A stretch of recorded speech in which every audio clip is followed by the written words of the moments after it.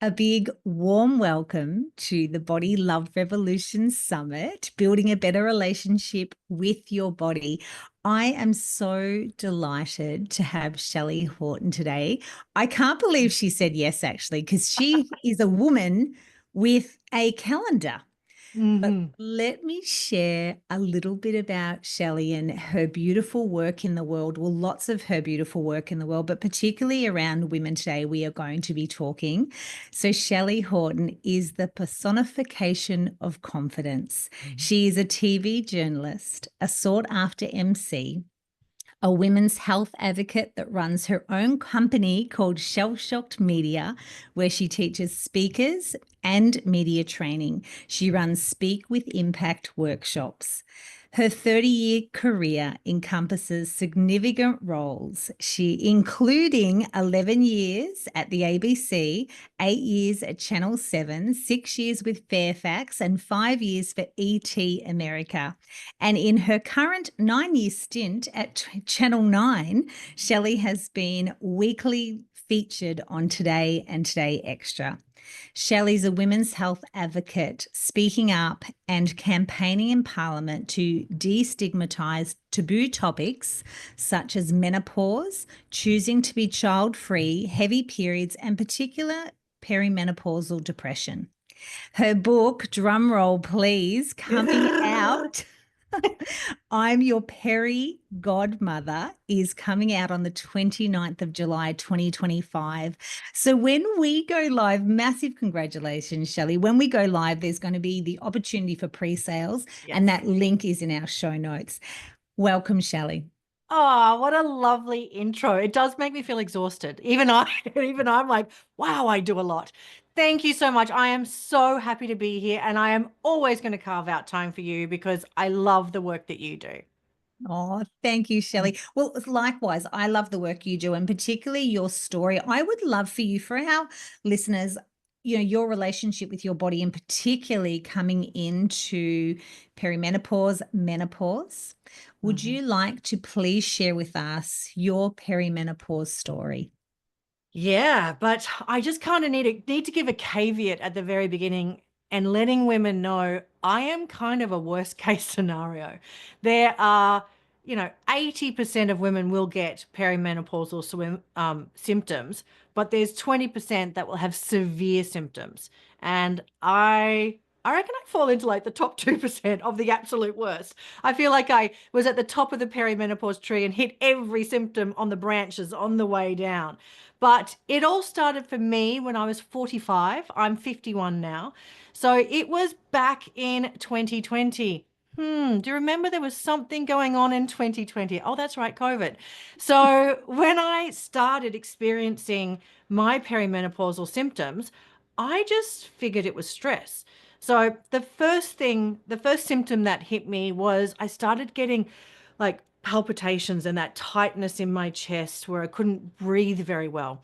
And I haven't ever had depression or anxiety before. But I figured that was probably what anxiety felt like. And I figured everyone's feeling that. It's the pandemic, right? Then I kind of felt about 3 degrees hotter. So I wasn't having hot flushes like you see in the movies, where it's like, oh my God, peel my clothes off. It was just that I just felt hotter. And to be fair, I had put on a few COVID kilos because I'd been comfort eating again, as everyone had. Um, and so I just sort of, again, didn't really know what was going on. I then started to get some perimenopausal depression. Now, as I just said, I've never had mental health issues before in my life, which I know is very rare. But for perimenopausal women, it's 1 in 3 will get perimenopausal depression and anxiety. So it's something that we really need to be aware of. Now, all of this can be written off as stress, but it's all perimenopausal symptoms. The trouble is, I'd never even heard the word perimenopause before. My mother hadn't spoken to me about it. My mother is very much from that generation of you don't talk about things like that. It's secret women's business, stiff upper lip, that kind of generation. And that's not her fault. That's just her generation. But also, also, because I grew up in country Queensland, I moved away straight away at the end of high school to go to university and for my career. So a lot of my friends are not the same age group as me. Most of them are about 10 years younger. I kind of tend to vibe with younger people. So I didn't have any friends going through it at the same time. So I was just completely lost. So I really just persevered for months and months. And then it wasn't until I mean, I'm love that this is, mainly girls because I had a Marina IUD. And can I say, I wanted to marry my Marina because I'd had heavy periods my entire life. And the Marina actually stopped them completely. So I'd had three Marinas, I'd had them replaced. So I hadn't had a period for 12 years. Oh, heaven. Um, and then in September 2020, I had what could only be described as an Armageddon period. I bled through my clothes Mm. and it terrified me. I didn't even have tampons in the house because why would I? So it was still COVID. We weren't in full lockdown, but it was like even going to a doctor was a bit stressful. So I decided I did need to go and see a doctor because it was so scary. Unfortunately, I don't have a family GP. Again, I've moved around a lot for my work, so I'm a little bit of a tight ass, and I go and try and find someone who bulk bill. So Yeah. that's what you do. So I just went to a medical center and I did ask for a female GP, and I told her all of my symptoms. And she just went, "Oh, with that sort of bleeding, it could be cancer. You might have uterine cancer." I'm like, "What?" Or cervical cancer. I'm like, "What?" And she's like, and look, we'll send you off. We'll do an internal ultrasound to check for tumors. And like, Eve, all of these words are terrifying me. And Yeah. then she said, and we'll do a blood test to check your hormones. And I didn't know anything about this. So I went off. Luckily, it was only a couple of days until I got to go back because I was convinced I had cancer. Like Oh, yeah. your head goes there. I got back to the GP and she said, "Great news. You haven't got cancer and your hormone levels are all fine. You must just be stressed. So maybe you should take up a hobby." And that was it.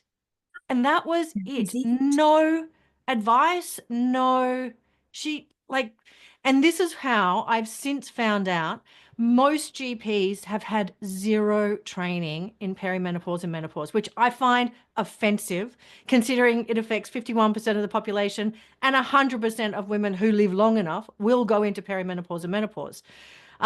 But that's just the way our health system is at the moment. So I drove home in floods of tears, blaming myself. I've done this to me. I'm not handling my stress. This is all my fault, which I know a lot of women will relate to. Yeah. And the unfortunate thing about that is I was also brought up in that generation from my mother's thoughts of doctors are gods. And whatever they say, That's that's what all. goes. Yeah. I don't feel that way anymore. I do not feel that way anymore. But so what happened to me is I didn't actually seek any treatment for another 9 months. And unfortunately, what happened was the perimenopausal depression grabbed me severely. And now I look back and it was classic. I was having days I couldn't get out of bed. I was not showering for 3 days. I was crying nearly every day. And you know me, I am a very bubbly person. So it was very out of character for me. But when you're in it, it's so hard to see your way out of it. And because we had a pandemic, it was so easy to just think this is how I'm reacting to outside, external factors. Um, and then it got to the point where I didn't want to go to Channel 9 and do my work anymore. Now, I am not proud to say that I'm a workaholic, but it's something I do need to work on. But for me to not want to go to work, that is like a red flag, like a broken leg. So Yeah. what was happening was I was finding I could go to Channel 9, and what my job at Channel 9 is I go in and I debate the news of the day with another journalist for about 20 minutes. So I found that I could rally.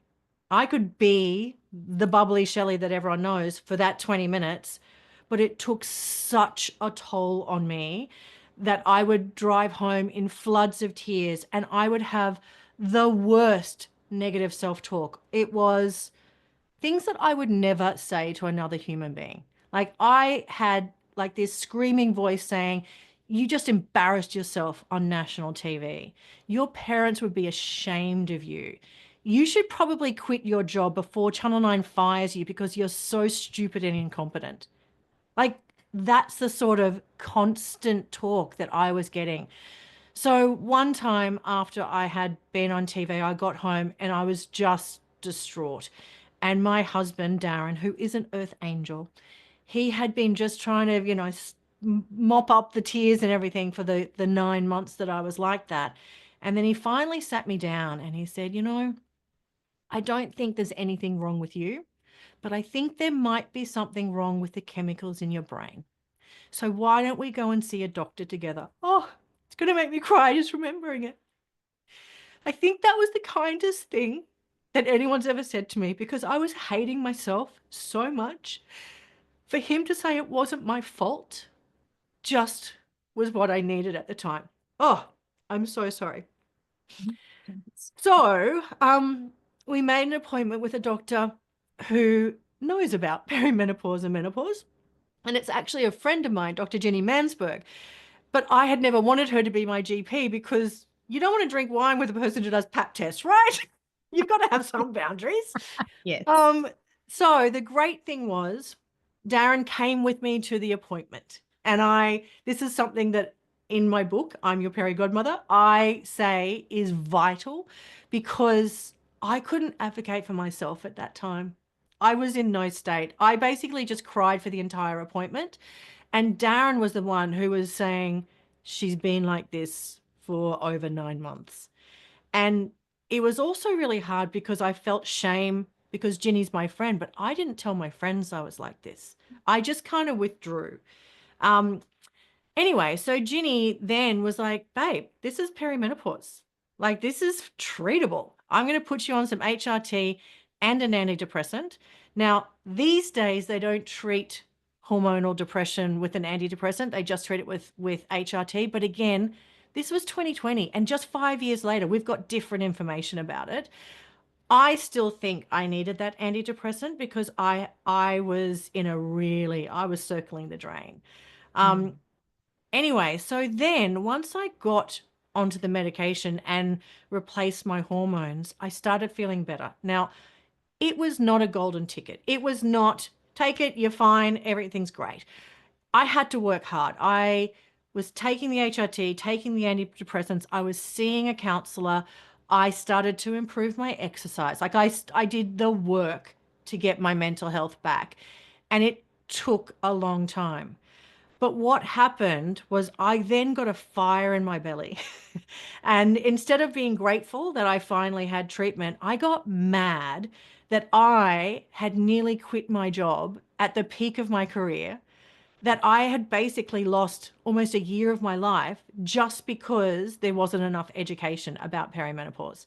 So once I got a bit better, that's when Dr. Ginny and I decided that we should create a company called Don't Sweat It, which educates workplaces about perimenopause and menopause. And then on top of that, we developed what we call the Peri Posse. So they are, very influential menopause and perimenopause experts in Australia. And we were approached to go and speak in Parliament. So it was in March the 7th, 2023, that 7 of us went to Parliament and we were part of the first ever parliamentary roundtable on menopause.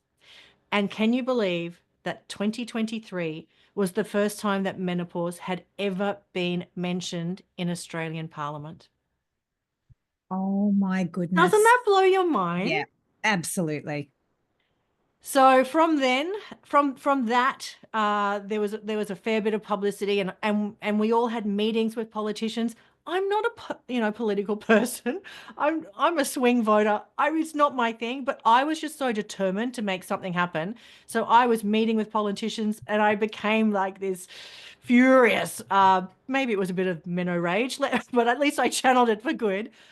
And from that, we then got the Senate inquiry. And from the Senate inquiry, we've just had the government announce that they are going to put $500 million into women's healthcare in Australia. And Labor has said that, but the coalition has said they will match it. So it's not even going to be just a political, football. So I feel pretty proud that I did all of that. And I also feel like I want to go back to me in 2020 and just give myself the biggest hug. And I just don't want anyone to go through what I went through. So it's been a really, really rough ride. Oh, I know Shelly, it's a lot to dump on you. I feel like I'm kind of no, trauma dumping, but that's no. what it was like for me. It was horrific.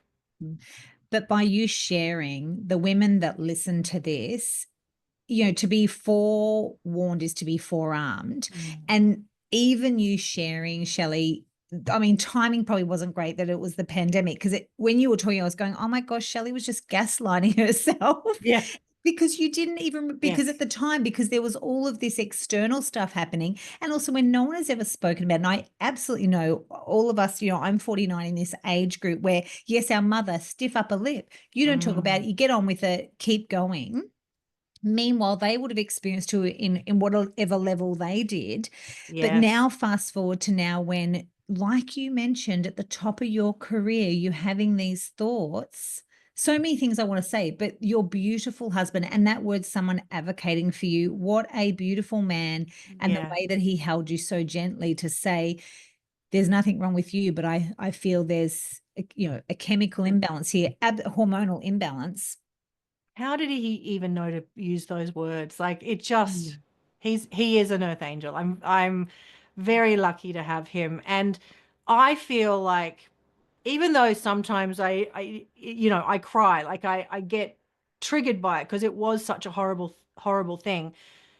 Yeah, I'm allowed to cry over it. Like it was such a horrible experience and an unnecessary experience. So that's my thing is like I slip through the cracks and I don't want other women to slip through the cracks.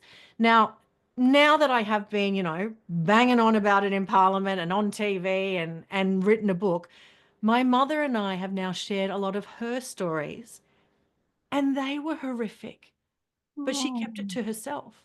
So she doesn't mind me sharing this because I talk about it in the book. But so she was one of the women who was put into medical menopause because she had a hysterectomy. And those days, they just took your ovaries as well.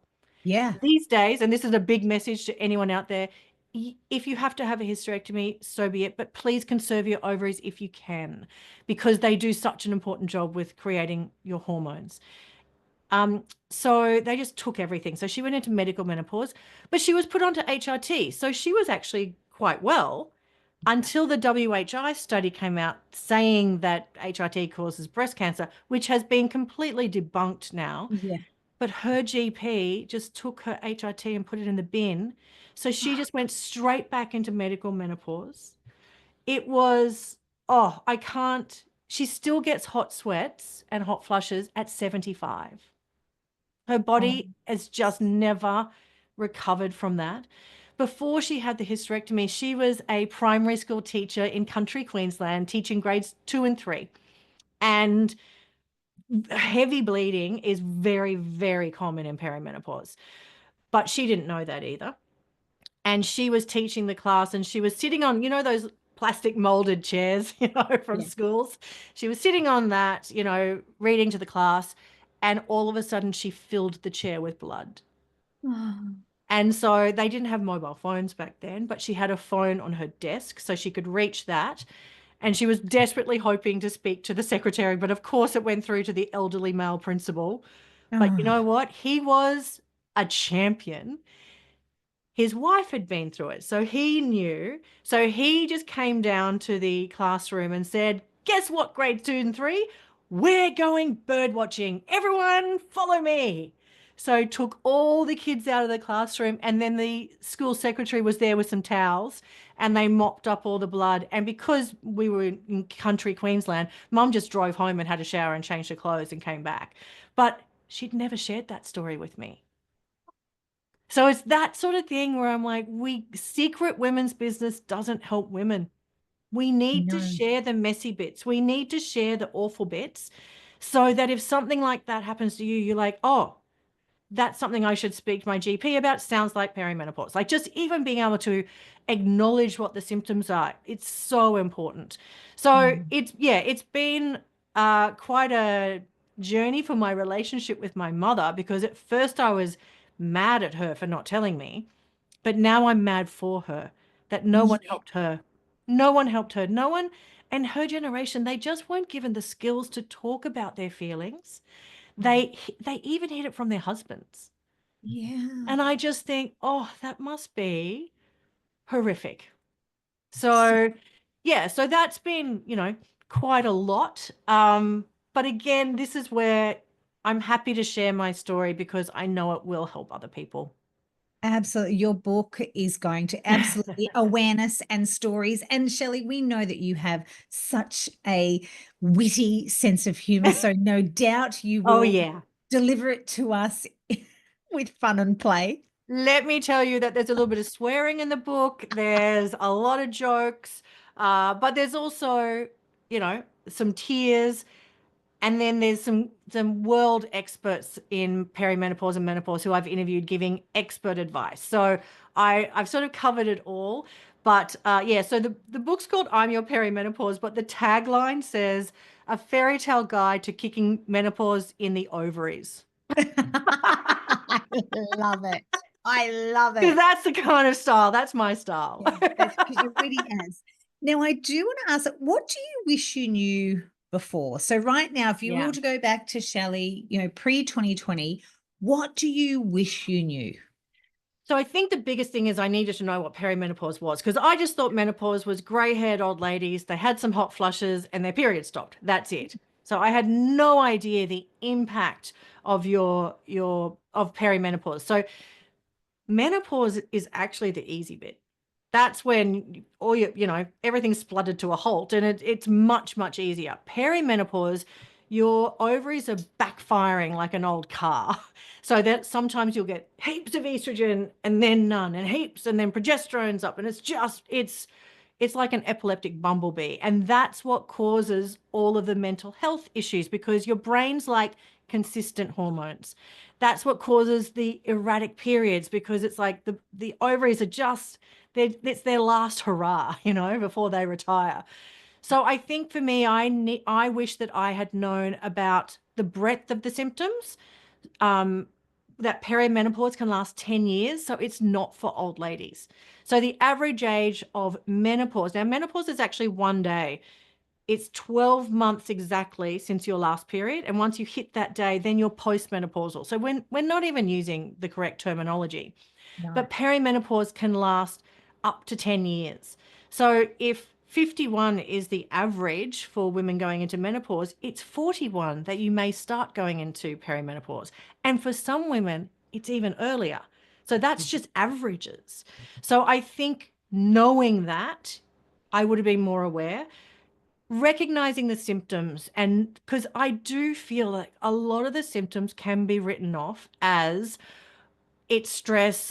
I've got, teenage kids and I'm looking after elderly parents and I'm, running around doing the job and I've got the mental load of running a household. Like women are really doing way too much, way too much. And the mental load that they carry, I think that it's very easy to feel like you're dropping the ball rather than your hormones are actually dropping the ball. And then I think the biggest advice I would give to myself and to anyone else listening is start tracking your symptoms. So keep a note of when your periods come because I got to the point, even on HRT, where in 2003 to 4, I bled for 42 weeks out of 52. Oh my goodness. Yeah. So I had about each month I would have one heavy bleed and then I would just have spotting. And then September's always just a really busy month for me for work. And I had 6 weeks of day one flow, 6 weeks of it. Oh. So I was low in iron. I was very teary. I was trying to work at the same pace. And I now have learnt that I cannot keep working at that pace. I need to be kind to myself. So keep tracking those symptoms, tracking your moods, tracking when you have hot flushes. And it doesn't have to be anything special. I just write it in my phone, like in the Notes app. I just write it there. There are some free apps that help you track it, like the Balance app with Dr. Louise Newsom from the UK. But for me, I just jotted it down, and jot down your moods when you have a particularly low moment, because often that can then be tracked to, oh, and then I bled 3 days later, like you can Yeah. see the patterns. Because what I had to do is I felt like I had to present a case to my GP. Like, here's the symptoms, here are the patterns, look at this. And then I was already on HRT. So they were like tweaking it and trying this. And it's not a one size fits all.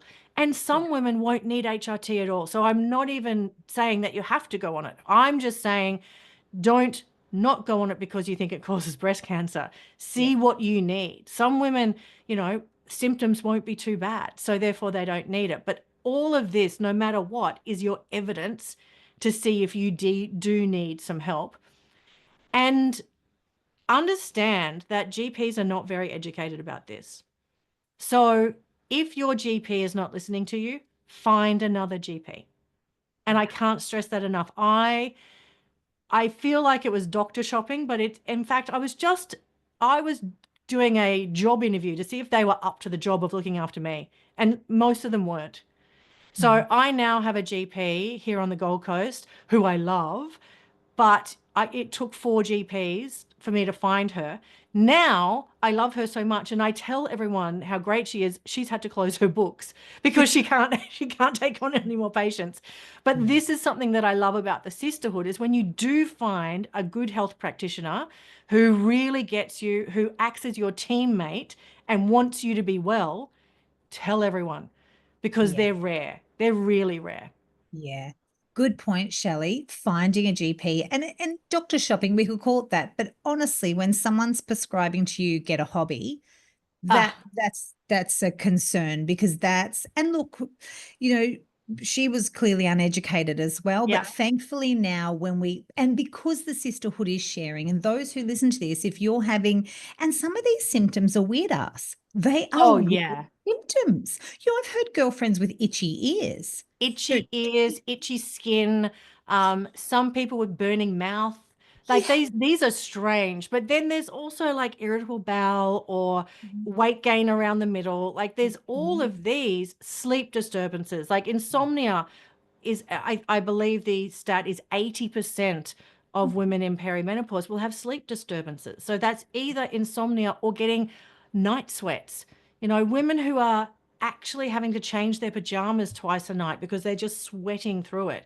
You don't have to put up with this. There are treatments available. So I Mhm. think just making sure you're educated and understand that you might think it's a weird symptom, but in fact, it's probably perimenopause. And Yeah. it just, there's no test for perimenopause. That's the other thing. I wish that a blood test would do it, but your hormones change every single day. Well, they change every hour, really. Yeah. So a blood test is not going to tell you if you're in perimenopause, but presenting a case and showing a history will. So the doctor then has to use their smarts to look at you as a whole person and go, okay, this sounds like perimenopause.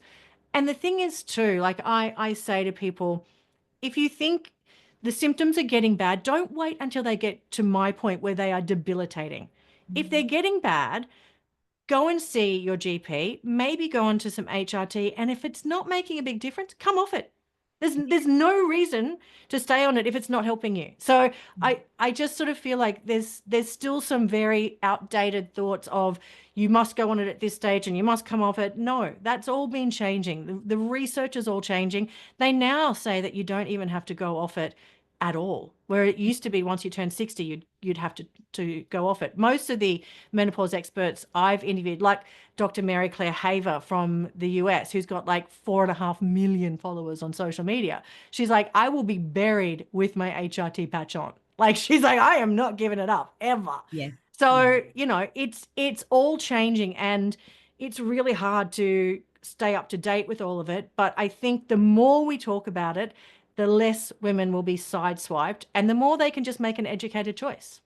Yeah. And I like your approach about, and the whole theme this summer is building a better relationship with yourself. I like the approach, Shelley, of taking your own notes and monitoring it. Because here's the other thing that happens with this perimenopause: you have a brain fart, you get in front of Oh, the doctor, and the and you can't words remember. you cannot remember. Yeah. So I love this approach of actually tracking this. So then when you do actually get in front of that doctor and you start to talk about your relationship with your body and what you've noticed, even the weird ass things like the Hmm. burning mouth, the itchy ears, all of the itchy skin, whatever it might be, share that, because like you say, they're looking at you as a whole. And I do want to talk about this words leaving our brain, Shelley. You are a Yeah, brain journalist. You fog. speak in front of people all the time.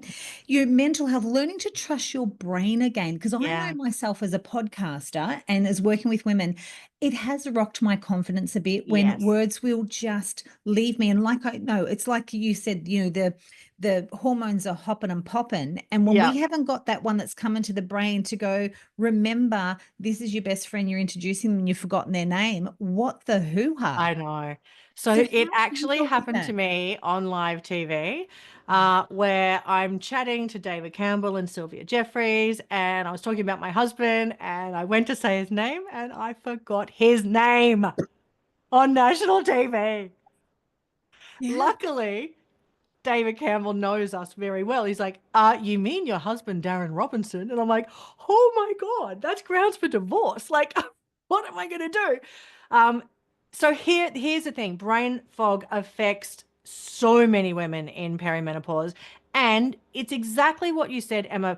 It gives you that lack of confidence. You don't feel like you can trust your brain anymore. So there are a couple of things that I suggest women do when it comes to brain fog, because it's really interesting when they look at the brain scans, there's not actually a massive impact on the brain.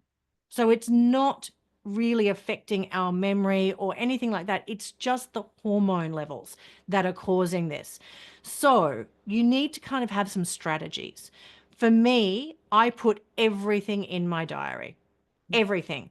So oh my God, I had this example. So I sound like an asshole, but I just have to tell you this. You are So not an asshole, Shelley. so I was flying, I do a lot of flying and work interstate, but I was flying back from Sydney to Brisbane to host the Dog Lovers Festival because I love my dogs. And I had done it the year before, and I knew I was staying at Ridges and it was in Fortitude Valley. So I got in the cab, didn't really pay much attention, got there, went to check in, and they're like, oh, you don't have a booking. I'm like, well, yes, I do. And I was a bit of an ass. I was like, check again. It's there. And I wasn't my best self, let's just say. I was not kind. And they ended up just booking me a room. And I got up there, had my dinner, went to bed, got up the next day, blow dried my hair, did my makeup, and found out that I was supposed to be at the Ridges in South Bank. I was in the wrong suburb. So not only did I have to get in a cab to get to the actual job, but I then had to go back and apologize to the receptionist who I had been very short with and say, that was all me and I am so sorry. And then I had to apologize to the other hotel because they wanted to charge me for the extra night that I didn't show up. And it was mortifying, but I'm like, that can't happen. So I can't just put the hotel in my diary anymore. It has to have the suburb and the exact address in it. I do the same thing if I'm having to do a presentation. I make sure I've got extra notes. I normally speak without notes. I'm very confident. No, I want the notes there because if I panic, I want to be able to look down and see where I am. The other thing is use post-it notes. Use, like whatever things help you, use them. But the other thing is if you're working with a team, tell your team. Because what I have found, particularly when I'm teaching about menopause in the workplace, is we need to support each other. So if Yes. you're getting up to give a presentation to a new client and you forget their name, you want someone else to jump in and go, well, Sarah, what Shelley's saying is, so that it covers for you. because I think when you feel supported and you feel like you've got a bit of a safety net from the people around you, you get that confidence back. But it's really interesting because the International Menopause Society, which is based in Europe, they say that not only is there a glass ceiling for women, but there's a hormonal ceiling. And that's when you drop off a confidence cliff. And all of the studies that have been done show that your work doesn't actually suffer. You think it's worse, you think you're sounding like a fool, but in fact, most women cover for it pretty well. And it's a very female thing that we will criticize ourselves and be really hard on ourselves. Men will probably give them a promotion for, give themselves a promotion for getting through it.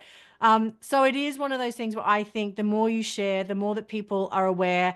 And I think I've had a lot of, I'm child free by choice, but I have a lot of friends who are going through peri now and they've got families. They, some of them handled it by making a joke, like, oh my God, mum's got brain fog. And they ended up finding that that actually became a bit of a weapon where the kids would be like, oh my God, mum, you're so stupid. Or can't you even go to the shops without a shopping list? Don't let them weaponize it. Like, get them on board. Go, you know what? I am going to forget things. It's because of my hormones and I need your help. I think we sort of setting a few boundaries about what's okay to joke about and what's not. Because I Yeah. think often as well, particularly with teenagers, you want to be fun and cool. So you do that by putting yourself down. And this is not a time to do that. This is a time to go, hey, I'm just hanging on. I need you guys to help me. We'll get through this together. Yeah. I like that. Have people on board. Yeah, whether it be Yeah. your family or your colleagues.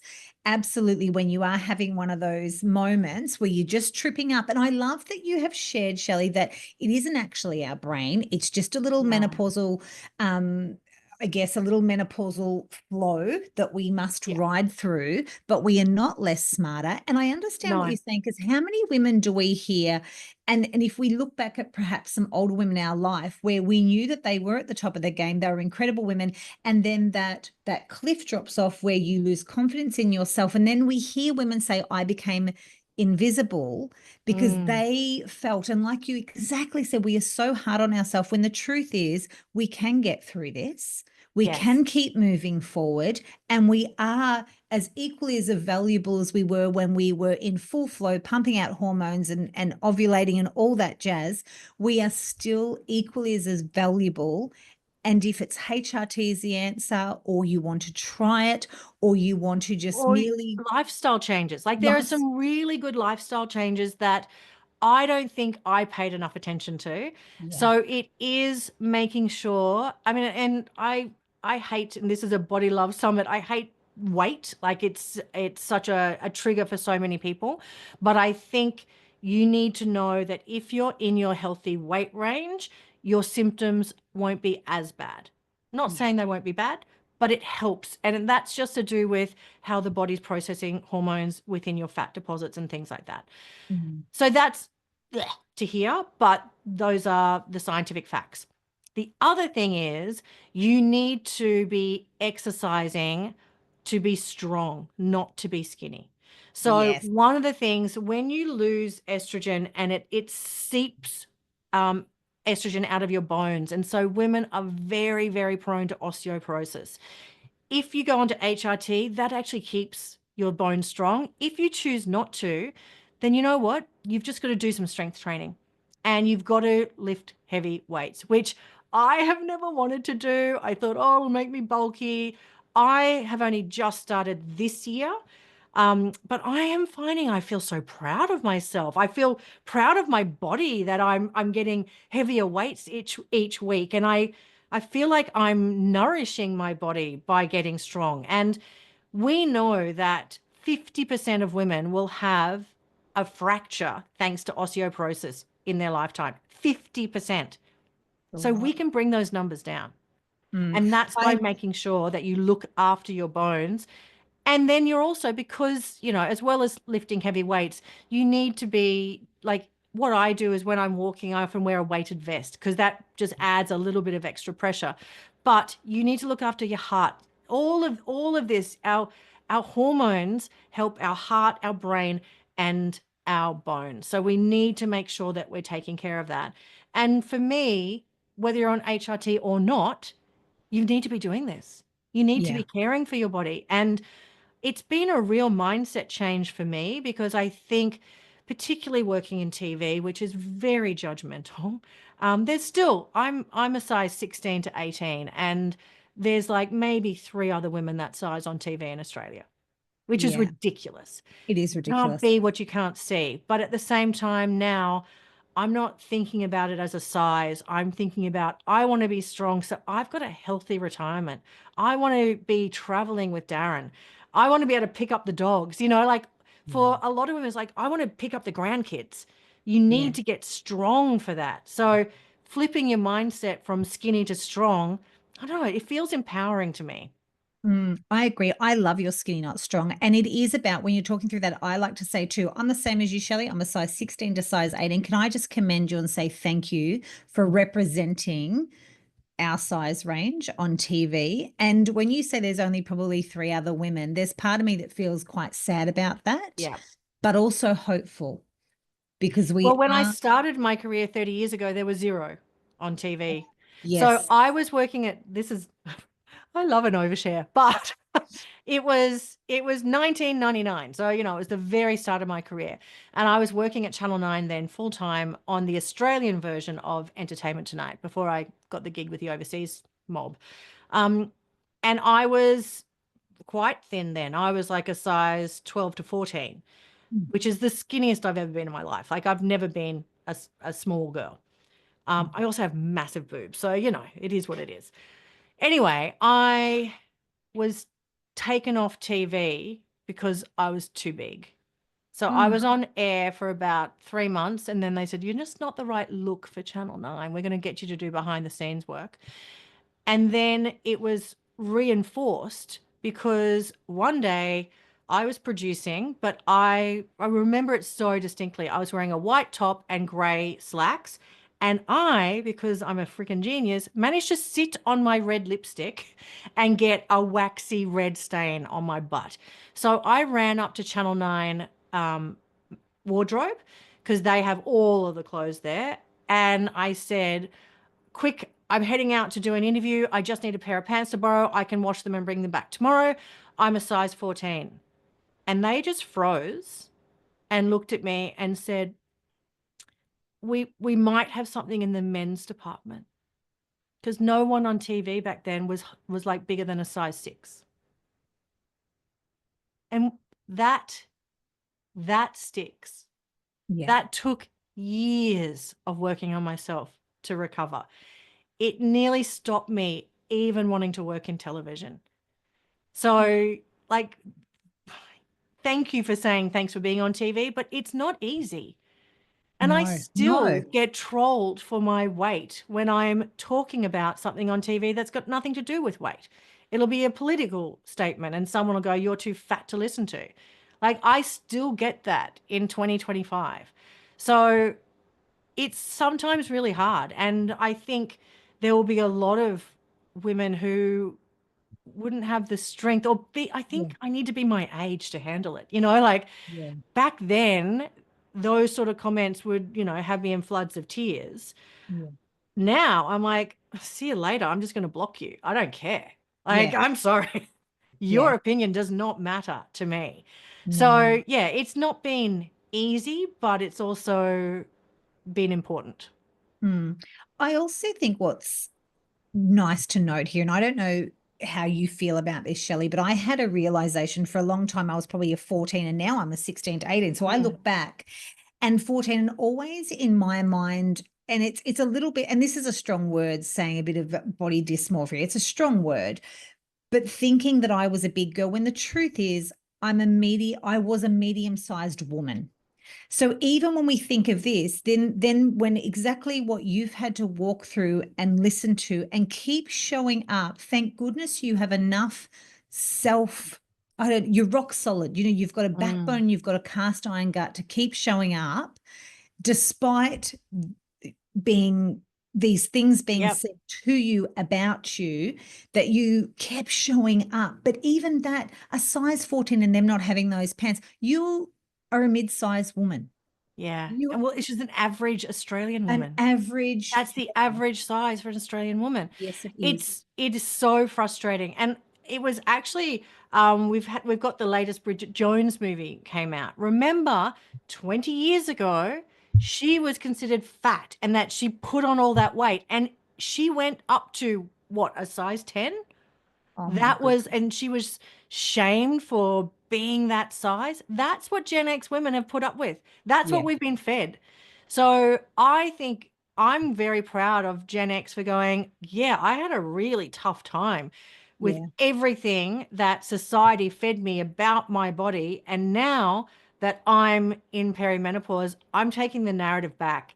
I'm yeah. the one I'm going to listen to. I'm not going to listen to the external factors. Yeah. And this the strong not skinny, it really is now on your beautiful journey of weights. It's about body composition. You can still be a mid-sized woman. It is about body composition now. It is not a number on the scale. And yes, I Mm. absolutely hear what you say that yes, our journey is better if we are in a weight range. Absolutely. That's how it is. But it is about body composition here Yeah. and building that muscle. You can still be a mid-sized woman or a size 18, but if you are strong, like you're Yeah. saying, if you can get up off the floor, I'm a yoga. I love yoga to I the know. come home. I'm terrible at yoga. I love that you're good at it, but I'm terrible.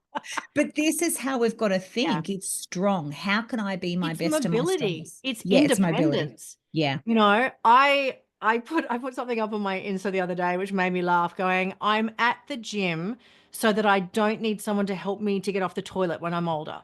However, I've worked so hard on my quads and my glutes, I'm falling onto the toilet right now. Like, That's you the got to thing. put the hard work in. And so, yeah, it's going to hurt a bit, I but love. you're investing in your older, stronger self. So Yeah. it's And it worth it. feels good and it's It great. Back to does. that confidence. Yeah. It also plays into the confidence. So when we all show up in whatever our gift and our talent is, our vocation, we get to show up in that confidence, building that confidence.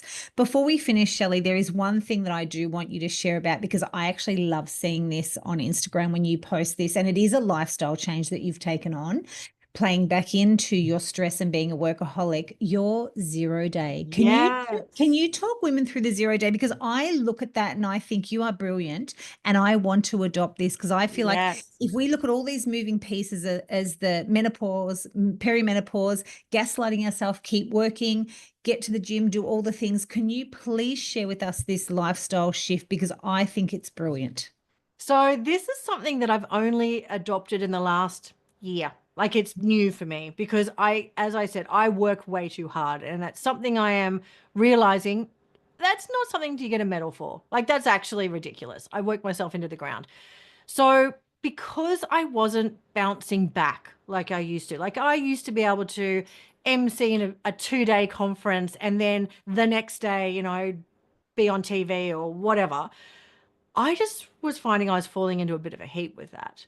And I then decided that I need to give myself a 0 day. Now, my dream is to have 1 0 day a week. That rarely happens. I've got to be honest. It's mainly once a fortnight, but I'm still very proud of it being once a fortnight. So I run my own business, so I could work every single minute of every day because that's what we do. A 0 day, no emails, no work. I also make sure that's the day I don't have to go and do the food shopping and all the life admin and all of that sort of stuff. I do that on the Saturday, get everything done, and I just chill out. I go for a walk with my puppies on the beach, and then I will be, watching I'll be watching Grey's Anatomy. I'll be catching up on whatever TV I missed during the week. I nap because, oh, how good is a nap? Like, we just don't nap anymore. So I actually make the time for a nap and I just make sure that I've got nourishing food in the house. So again, I'm not prepping for the week that's coming up or anything. Like, nothing can feel like work. Now, I find by having that 1 day, my battery is back up to 100. Whereas before it's probably sitting at 13%. I have had some girlfriends who've got small kids going, I don't know how I can do a 0 day because I've got kids and I have to run around after them. And one of my girlfriends adapted it, which I loved.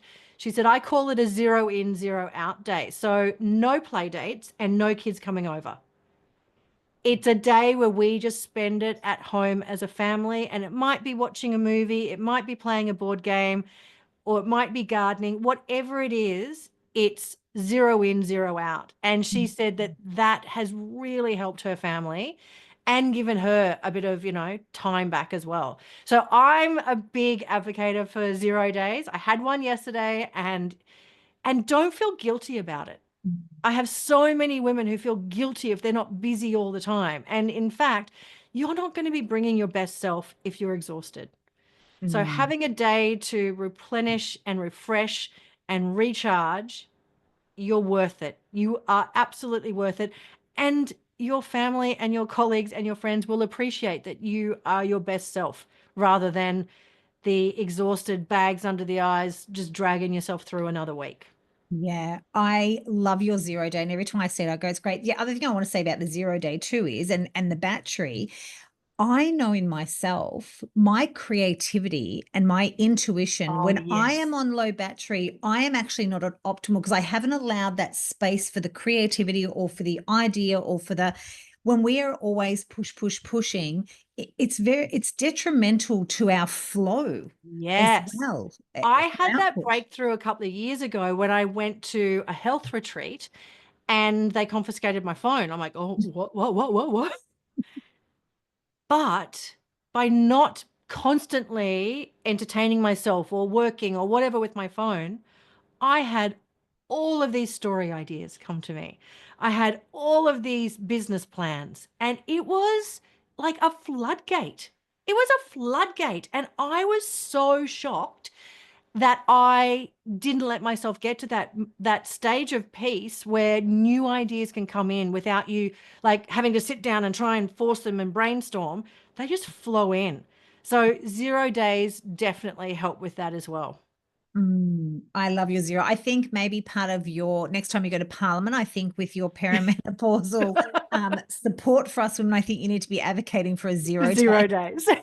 And even I like how even depends what stage of life you're in and what your commitments and responsibilities are. There is a way you can adapt 0 day Adapt it. without a doubt. Yeah. And like you said, once a week, okay, that could be a challenge to start Yeah. with, but once a fortnight, that is a great aim. Yeah. Great aim. And even if you're a busy mum, maybe tag team with another busy mum and say, this fortnight, I'll take your kids so you can have a 0 day. And then the next fortnight, you take mine. Like do what you have to do, Yeah. negotiate, barter. If you've Yeah. got a supportive husband, which I hope is, co parenting, not babysitting, make sure that you say, I need a 0 day. So you take Saturday, I'll take Sunday, like whatever it is.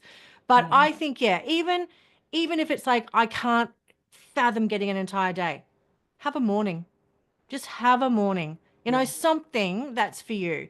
Because Start I somewhere. think once you start doing it and you get into a pattern, the benefits are so incredible that you'll want to find that time. Yeah.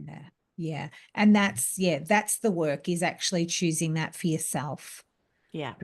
Shelley, it has been an absolute pleasure. I would like you to share your I'm Your Peri Godmother. I'm going to put the link, of course, because Yes. pre-sale will be available. So we will be Yes. going live at the end of March, the start of April. So there will be a link in this video for you to pre-order I'm Your Peri Godmother. Now tell me the tagline again about your It's ovaries. I see it's a fairy tale guide to kicking perimenopause in the ovaries. Yeah. Ovaries.